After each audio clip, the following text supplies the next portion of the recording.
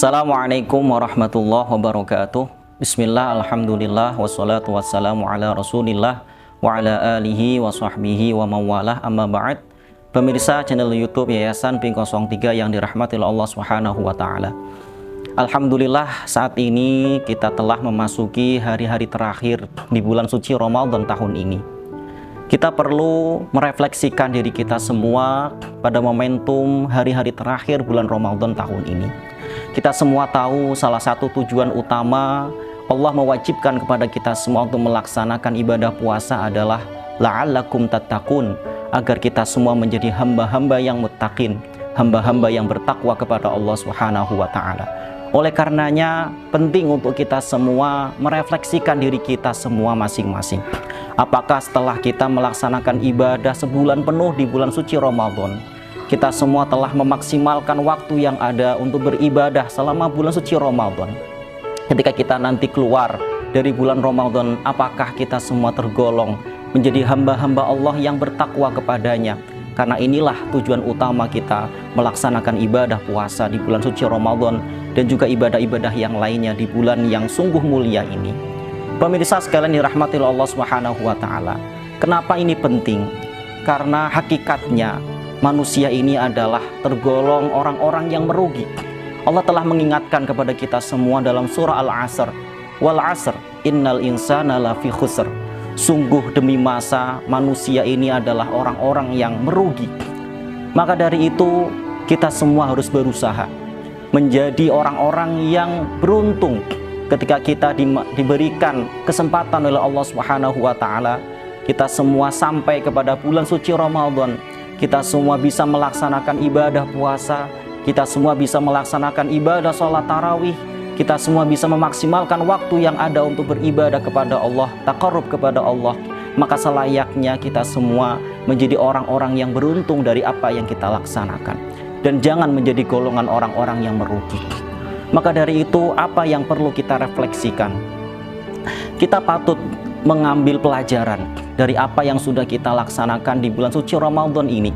Selain kita memaksimalkan ibadah, maka yang kita harus lakukan setelah selesai bulan Ramadan ini adalah bagaimana kita menjaga konsistensi, keistiqomahan ibadah yang kita laksanakan selama bulan suci Ramadan, yang itu merupakan bagian dari harapan kita agar ibadah selama di bulan suci Ramadan diterima oleh Allah Subhanahu wa taala.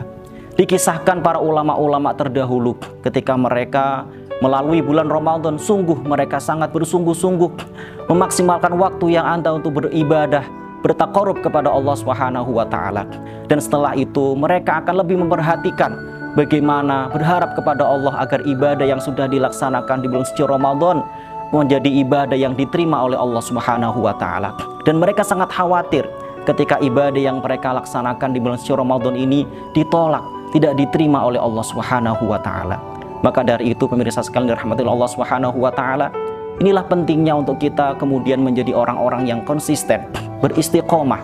Setelah apa yang kita laksanakan di bulan suci Ramadan berupa ibadah puasa kita, ibadah sholat kita, ibadah membaca Al-Quran kita, bagaimana kita menjaga itu semua bisa kita laksanakan, bisa kita amalkan setelah bulan suci Ramadan. Kan itu adalah bagian dari cara kita untuk berharap kepada Allah Subhanahu wa taala menerima apa yang sudah kita laksanakan, ibadah yang sudah kita laksanakan di momentum bulan suci Ramadan tahun ini.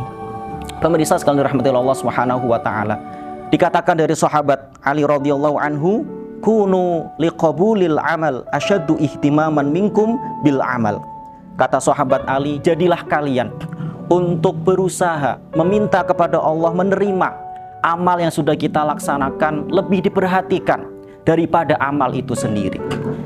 Sahabat Ali telah mengingatkan bahwasanya yang terpenting dari amal yang sudah kita lakukan itu adalah bagaimana kita berusaha dan kita berharap kepada Allah agar amal yang sudah kita lakukan itu menjadi amal-amal yang diterima, amal-amal yang qabul di hadapan Allah Subhanahu wa taala.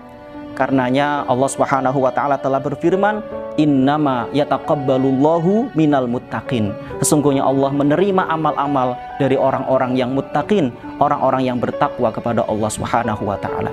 Inilah kuncinya.